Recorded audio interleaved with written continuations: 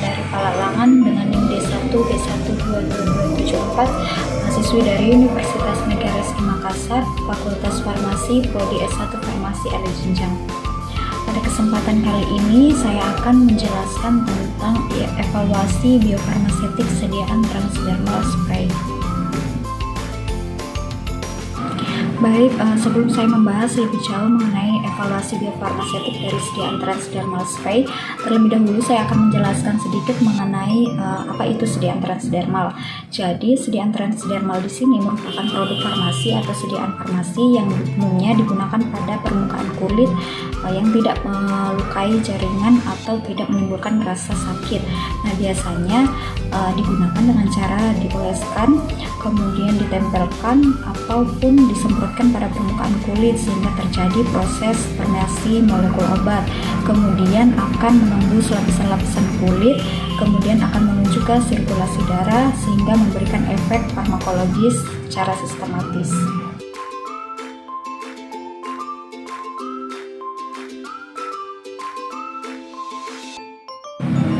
Selanjutnya yaitu kelebihan dan kekurangan dari sediaan transdermal.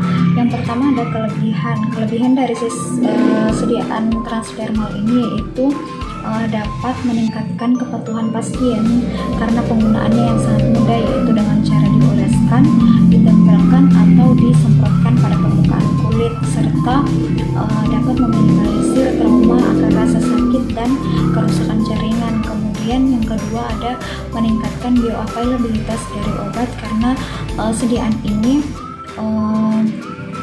memiliki bahan aktif yang langsung diserap ke dalam sistem sirkulasi. Kemudian dapat menghilangkan fruktus pada absorpsi gastrointestinal. Kemudian yang kedua ada kekurangan dari sediaan transdermal ini yaitu rendahnya penetrasi melalui jaringan kulit. Selanjutnya saya akan membahas tentang transdermal spray atau semprotan transdermal, di mana transdermal spray merupakan aerosol topikal yang diformulasikan sebagai larutan fase tunggal yang terdiri dari bahan aktif, kemudian peningkat penetrasi, polimer, dan pelarut, di mana sistem yang dikembangkan merupakan larutan yang cepat kering yang mengandung komponen volatil pada area aplikasi.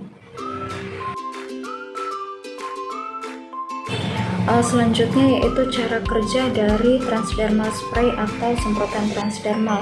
Jadi transdermal spray ini bekerja mirip dengan tambalan transdermal atau gel transdermal, di mana obat ini didistribusikan melalui alat yang ditempatkan pada permukaan kulit, kemudian disemprotkan, lalu akan mengeluarkan obat dengan formulasi yang cepat kering sehingga akan membentuk depot obat yang tidak terlihat. Kemudian obat akan diserap ke dalam permukaan kulit, kemudian akan bekerja dengan jangka waktu yang sudah ditetapkan.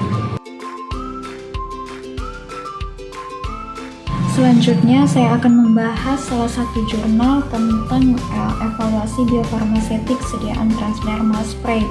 Di sini saya mengambil salah satu jurnal internasional dengan judul evaluasi dan pengembangan transdermal spray dari obat natrium ibandronet. Natrium ibandronet ini merupakan obat yang digunakan dalam pengobatan osteoporosis, di mana obat ini memiliki sifat antiresorptif. Dengan mekanisme kerjanya yaitu dengan cara mengikat hidroksi apatit dan menghambat aktivitas osteoklas. Namun obat ini tersedia hanya dalam sediaan oral dan injeksi saja. Dan pada sediaan tersebut obat ini memiliki beberapa kelemahan atau kekurangan seperti bioavailabilitas yang rendah, kemudian dapat menyebabkan iritasi kerongkongan, lalu dapat menyebabkan masalah gastrointestinal serta buang air kecil yang terasa sakit dan terbakar. Oleh sebab itu, dalam menyikapi masalah tersebut, para peneliti melakukan berbagai upaya untuk dapat meningkatkan bioavailability viskositas, kemudian dapat menurunkan efek samping dari penggunaan obat tersebut.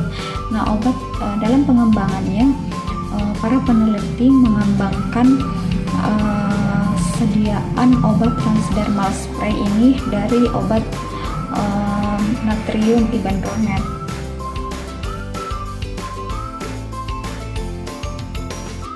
Selanjutnya yaitu evaluasi biofarmaseutik dari sediaan transdermal spray. Yang pertama ada evaluasi viskositas, di mana viskositas larutan dapat diukur dengan menggunakan visikometer Brookfield Spinrad LVT diputar pada 50 rpm.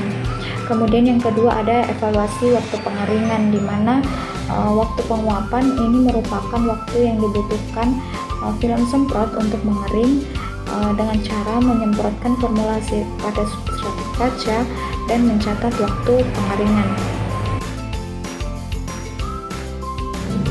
Selanjutnya yaitu evaluasi studi pelepasan obat in vitro, di mana membran selulosa digunakan untuk studi drug release yang menggunakan sel diffusifrance, di mana kompartemen reseptor diisi dengan 20 mili buffer fosfat dengan pH 7,4, kemudian 1 mili polimer larutan diisi ke dalam kompartemen donor, lalu 3 mili alukot ditarik secara berkala pada interval waktu yang sesuai dari kompartemen.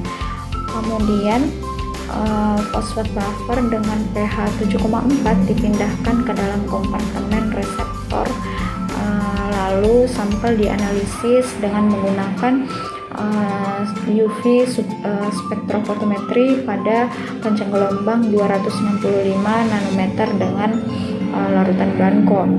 Kemudian yang terakhir itu ada studi permeasi kulit, di mana dimulai dengan pemotongan rambut mencit atau bulu mencit pada daerah kulit perut, lalu dibersihkan 3-4 kali dengan kapas basah, lalu kulit dipasang di sel diffusifrance, lalu disimpan pada suhu 37 derajat Celcius, lalu sampel dianalisis menggunakan UV spektrofotometri pada panjang gelombang 265 nanometer terhadap larutan blanko. Di sini kenapa menggunakan hewan mencit atau tikus putih? Karena fungsi organ dari hewan ini mirip dengan fungsi dari organ manusia. Selanjutnya yaitu pola semprot. Pola semprotan di sini diperiksa atau dievaluasi dengan cara menyemprotkan sediaan atau formulasi pada kertas putih. Kemudian evaluasi yang terakhir ada studi iritasi, di mana formulasi yang telah dikembangkan itu disemprotkan pada kulit punggung mencit atau tikus putih yang sehat, kemudian diamati atau dilihat reaksi seperti reaksi iritasi, peradangan, eritema, dan enema yang terjadi setelah 24 jam. Kenapa di sini menggunakan hewan mencit atau tikus putih? Karena fungsi dari organ hewan ini mirip dengan fungsi dari organ manusia. Selanjutnya yaitu hasil dari evaluasi biofarmaseutik. Yang pertama ada viskositas, di mana pada kode batch B1 itu viskositasnya itu 89,54, B2 64,65, B3 70,74, B4 itu 56,35, B5 65,93, B6 55,24, B7 75,46, dan B8 38,54. Nah, di sini dapat kita lihat bahwa viskositas yang paling tinggi atau tingkat viskositas yang paling baik itu ada pada kode batch B1.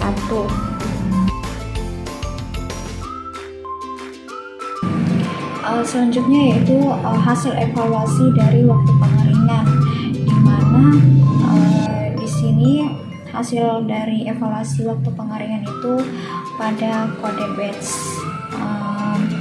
B1 itu terdapat 89,54, B2 64,05, B3 70,74, B4 56,35, B5 65,93, pada B6 55,24, B7 75,46, sedangkan pada B8 ada 38,54.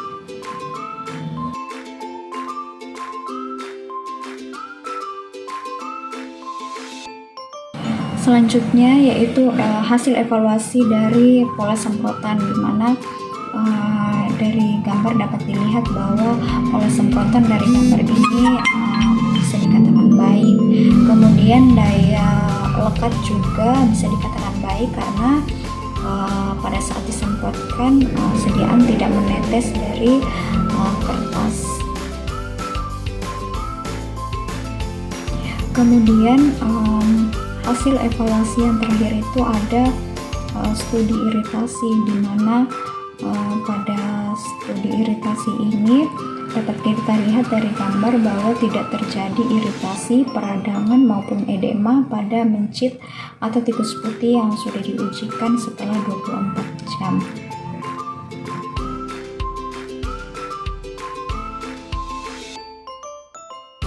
Jadi kesimpulan dari jurnal ini yaitu ibandronat sodium atau natrium ibandronat ini merupakan anti osteoporosis yang digunakan untuk pengobatan osteoporosis, di mana obat ini merupakan obat BCS kelas 3 yang memiliki efek samping seperti masalah gastrointestinal, iritasi esofagus, dan buang air kecil yang menyakitkan atau terasa terbakar.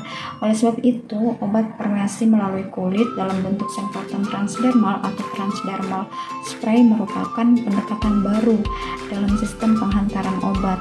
Rute transdermal ini dipilih untuk mengatasi efek samping akibat bentuk sediaan oral konvensional. Jadi dapat disimpulkan bahwa peningkatan kepatuhan pasien dan penghantaran obat telah ditingkatkan melalui jalur transdermal spray ini. Mungkin sekian yang dapat saya sampaikan. Lebih dan kurangnya mohon dimaafkan. Saya akhiri dengan Assalamualaikum warahmatullahi wabarakatuh.